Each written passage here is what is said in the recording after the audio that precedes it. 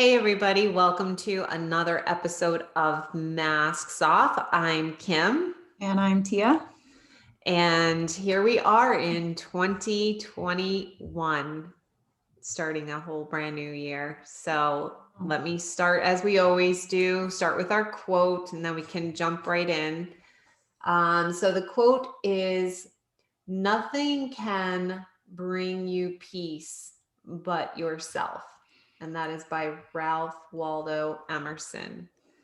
And, before we started the record button, I have spent my whole life, because you mentioned something about how adolescents will always look outside themselves.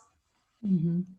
And I have noticed a lot lately, but even throughout my life, how much I am always looking on the outside for even that sense of okayness, right? The last time, or one of the episodes we did not long ago, we talked about validation piece, right? Being validated. So there's that. But I also felt, I think that's natural, because as little kids, we always look to the adults and caregivers in our lives for them to help us feel everything's okay. It's going to work out. It's okay. You're okay. It's going to be okay. Right. For that security. That co-regulation helping. Yeah, exactly. The co-regulation. Right. And I have been learning so much lately about self-regulation and the mind and everything else. It's so important. So yeah, I realized that I didn't learn that skill. And I'm sure I'm not alone. It's a skill. It is totally a skill. And I am probably sure that I'm not alone in that. That a lot of us didn't. And I was also sharing with you how quickly I can jump in with my kids. And I've often talked about how I wear the rescue mask or the fix-it mask. And what am I implying when I do that? Oh, let me regulate for you because you can't regulate yourself. Let me fix it for you. Let me rescue you and make it okay for you. And because you can't.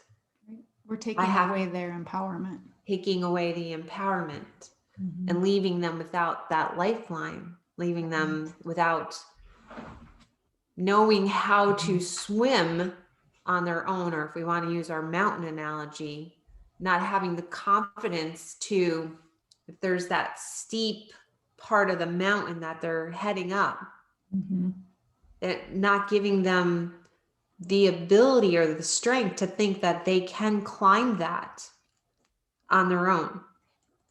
Right. And you were sharing earlier how we do everything alone. I mean, it doesn't mean that we don't get support for people, but do you want to share maybe like what you were saying about that, how we end up dying alone, and really it is a solo journey? Sure. Yeah, I was talking in relation to meeting our own needs. The quote, let me read it again. I think I still have it up here. Nothing can bring you peace but yourself. And so in relation to that, you just mentioned, we die alone. We may, especially now, people are dying alone, truly, with COVID. But even when we are, I've been with my grandmother who passed and other people who have passed. So I've been there as they've transitioned. But ultimately, that transition is that person's journey alone to transition to the afterlife, whatever that is for anybody, for their passing. So ultimately we are alone. Our experience is our own experience. We can be having a collective experience, when we do our groups or when we do these things, everyone's having their own individual experience. We're doing it collectively, we're sharing together, but we've only had our own experiences, our own heartbreak, our own joy to create that experience. So it's still individualized. Yep. So it is a solo journey. It is only ourselves who can find peace within us. Do we have holes in ourselves we're the only ones who can fulfill them and fill them up and start to love ourselves more and acceptance. And then we were talking in relation to needs, you know, identifying what do you actually need? What are your core needs, which we talk about in our courses as Yep. well. And ultimately, we live in relationships. So others, yes, it's not saying I don't need something from another, but the way I look at it, and this was the analogy I was sharing, it's not related to our mountain theme. I'll have to figure out a way to make it a mountain. But I always, when I explain it to clients or people I'm working with, that other people filling up your needs cup is like the icing on the cake. But we have to bake the cake. We have to frost the inside of the cake. We have to frost the outside of the cake. So when I think of that's finding the peace within us, taking care of ourselves and our journey, filling those holes, you know, and then the other person, because we live in relationship, it doesn't mean we don't ever want anything and we don't ever need anything from another, because that can be unhealthy as well. It's not if we don't state, I need you to XYZ. Yeah. I mean, something as simple as I need you to hold space for me right now. I don't want your feedback. That's a big one for me. I just want you to hold space. I don't want, if I want your feedback, I will ask for it. But otherwise, I'm not looking for that. But when they provide that need, so they hold that space, I think of it as like putting a little flower on my cake. Yeah. You know, so it's an addition to my already complete cake. They're just adding more beauty into my life, more beauty into the relationship. It's reciprocal as well, you know, because if we meet ourselves with love, we're able to meet others with love, and then we're also able to receive their love, not transactional love, but true, real, unconditional love, because otherwise it's conditional, right? If I'm saying I need you to do this for me because I'm not good enough, and it can be little things. It can be those soul filling things, or it can be that, hey, can you just get me a glass of water? You know, it comes in all varying shapes of form, but ultimately, we only can provide ourselves our own peace. No one can do that for us. Nobody. Yeah. And it may seem esoteric, especially when you're in a chaotic situation, but ultimately, the other cannot get you through that pain and heartache. You are the only one who can do that. Yeah, what a opportunity that I've had. You have, haven't you? Yeah, what an opportunity I've had for learning that lesson. So, yeah, I think this will be the first time that, at least on our podcast, that I'm announcing that I am recovering from COVID. I had it for 19 days now. And honestly, I have had some scary moments where did not know if I was going to have to go in the hospital. And so, I mean, it's just what you're saying about being alone and not feeling that I could advocate for myself. And I felt myself in a few times in that childlike mindset of who's going to take care of me? Yeah. Who's going to speak for me? You know, I mean, at one point I was almost even like going to have a conversation with my husband just in case I was unable to or unresponsive. I wanted him to know, like, if you have to speak for me, this is what I want you to say and do. But at the end, I realized and I learned each day that while my family was amazing in terms of bringing me, you know, food to the door or whatever I needed at the door. Yeah. In those scary moments, I had to get myself through. I had to get myself through those moments. And, you know, it was like putting my headphones in and listening to my Marissa tapes or whatever tapes that I could, you know, just to calm myself enough to soothe myself. There's the soothing part, right? To soothe the inner child in me that is panicking, and I still have to, because I'm not completely out of the woods. So I still need to have that conversation with myself. Mm-hmm. But what I'm saying is, going back to the quote, that ultimately it is my responsibility to bring myself that peace. Right. And if we're truly honest with ourselves, thank you for sharing that. You're welcome. Yeah.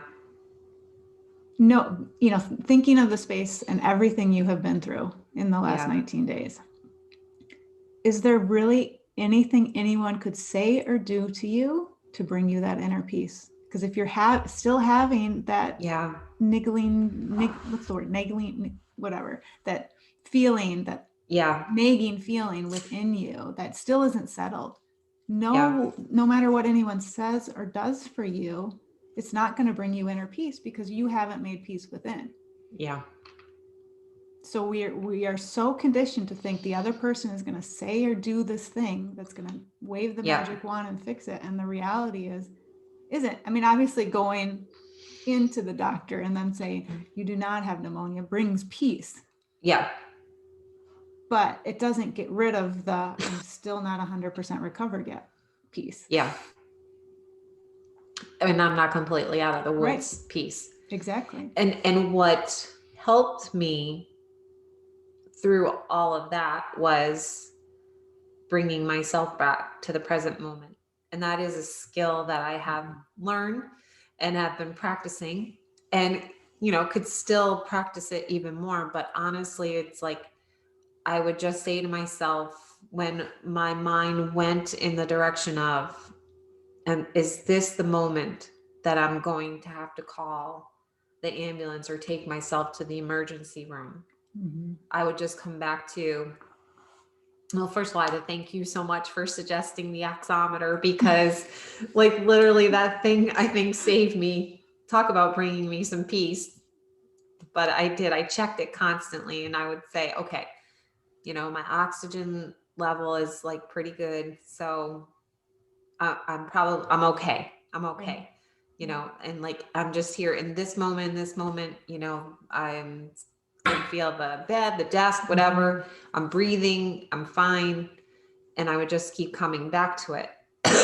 And a lot of times, some of those more scarier symptoms would finally like subside, So, but again, that was me doing that. Right. Nobody came in and said that to me or did that and said, come back to the moment, come back to the moment. Right. So then the other question then begs to be asked, which is what I said before we recorded.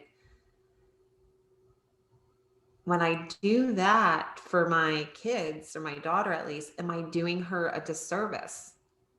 When she's in her own state of panic and I say, okay, just breathe. I think, speaking of, you may hear a little noise in the background of a adult kid.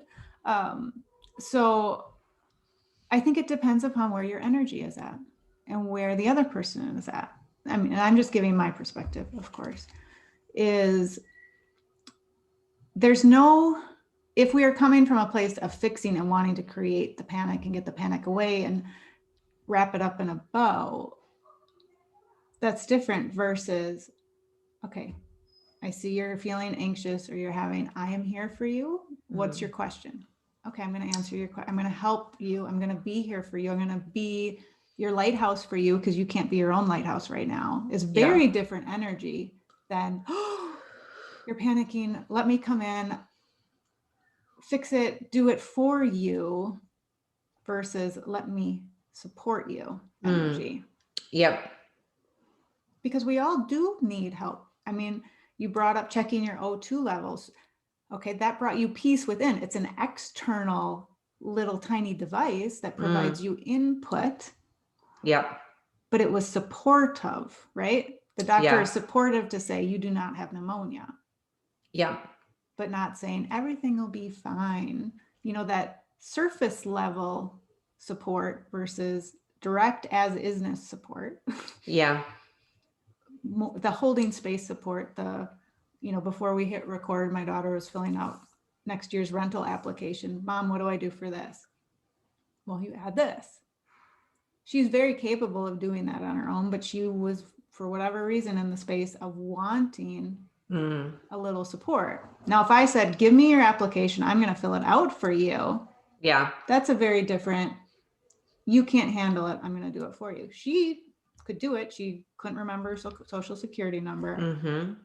You were there. I'm like, you really need to remember this and put this in a spot. You know, she knows her last 4 digits, and I'm sorry to be calling you out right now, honey. But it's a process, right? We don't know that till we continue to practice it over and over. You know, we don't learn how to read without someone helping and supporting us to guide in most situations. So when things are new, or we need, you know, if you're in that space and you knew you needed to go to urgent care, and if the doctor had been like, you're fine, go home. Versus, we're going to take some time and we're going to listen to your lungs and we're going to check this, make sure this, you would have left with a very different sense of okayness and inner peace, or if you had been blown off by a physician. Right, because you do need to have that information. That information is helpful. I don't know if that really answered. So when you come in to support your, you know, because we both have adult children, young adult children. Where is your energy coming to support them? Is it because they don't have that skill set, or they just need a little external validation versus, you know, I mean, I think if I had said, Kim, let me call you back, we're going to walk through this whole thing together, versus, okay, let's work through this. You have these. Okay, now you got it. Now go finish it. You can add this other stuff in. I know you have it. I don't need to look at it before you submit it, because if they have a question, they're going to get back to you. So I think what I'm thinking about is what you mentioned earlier, is that co-regulation, because so, you know, for her, she had a situation with the dentist where she was dysregulated. Right. And she was that's the new word now. Now they're not even saying you can, I think they may say that you can get hijacked, but they're not using flip your lid as much anymore, according to Dan Siegel.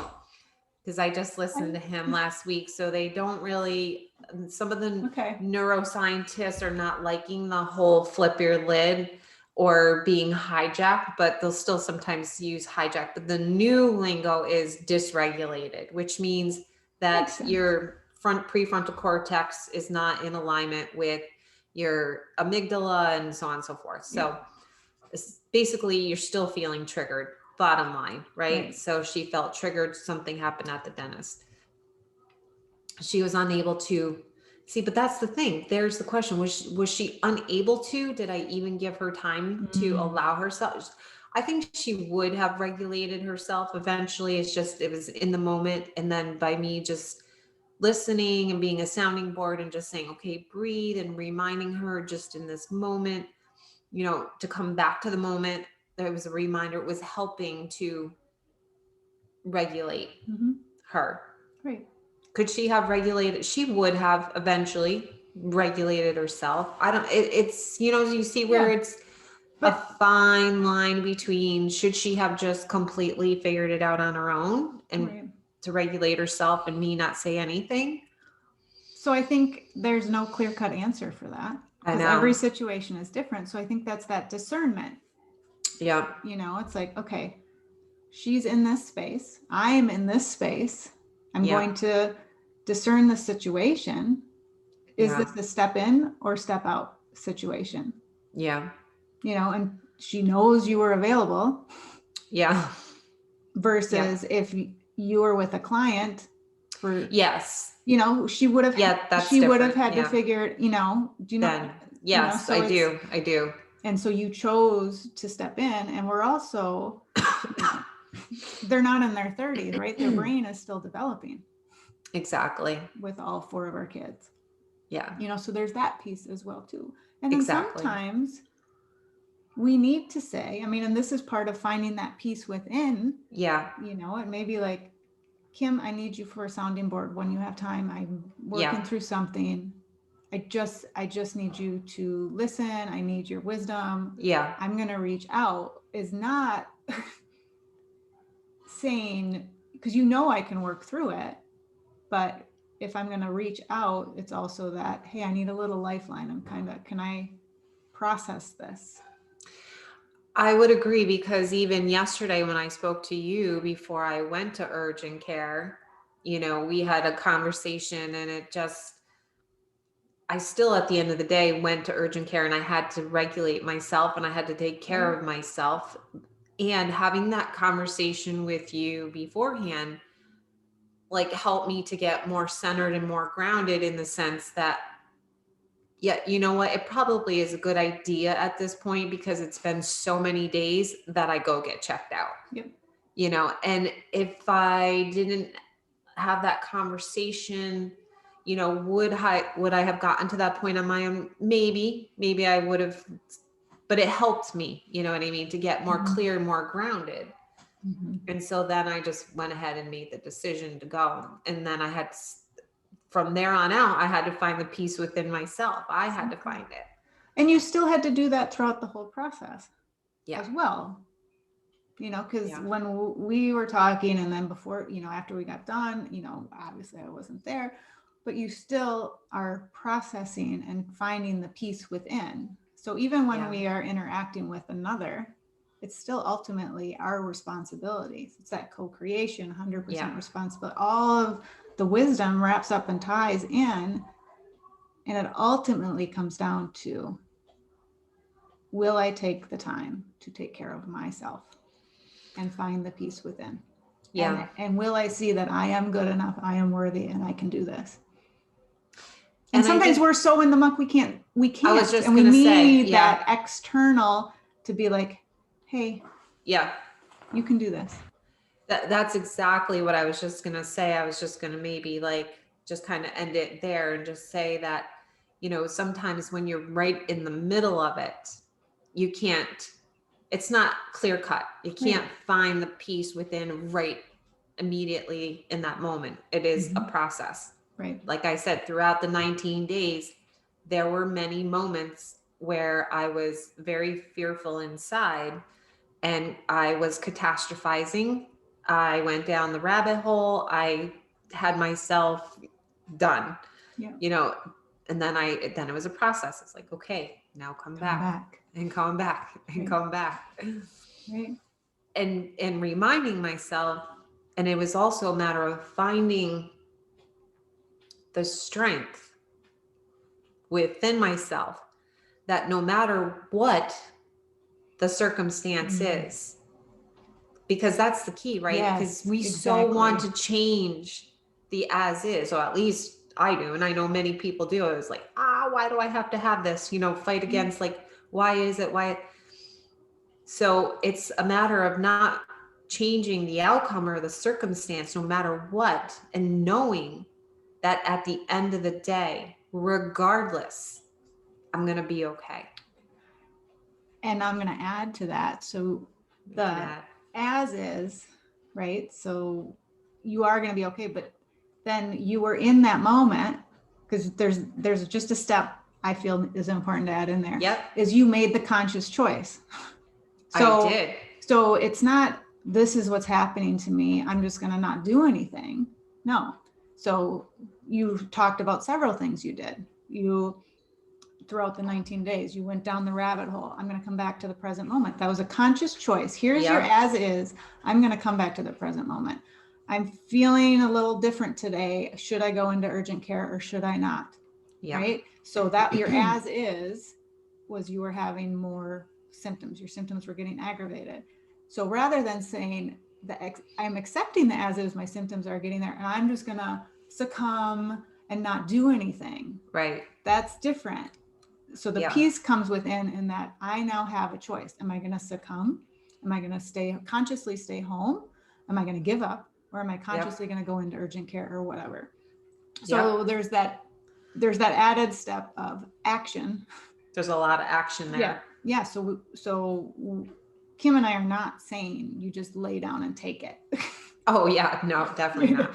Just to be clear, that we accept the as is, then we make a choice, we take an action step, and we trust that we will be okay because we are finding the peace within. and just to also clarify too, or at least underscore, that I'll be okay no matter what the outcome. Yes. Even if I end up in the hospital tomorrow, right, which is the fear, that I will be okay. I have the strength to get through whatever it is. Exactly. And that's where the peace comes from. Yes. Because you're right? whole, H-O-L. Yeah. W-H-O-L-E. Yeah. Mm-hmm. So many lessons. So many lessons. Yeah. So it was, while I'm still not feeling 100%, it was definitely worth taking the time to record this today and to talk about it, because there were just so many lessons. Yep. Well, I appreciate you taking the Yeah, I time. You know. talked a long time, and there weren't too many did. coughs, but they're starting to ramp up. They're again. starting to come now Yeah, because so I'm we talking. should wrap it Yes. up so you can rest your voice. Yes. So thank you so much, everybody.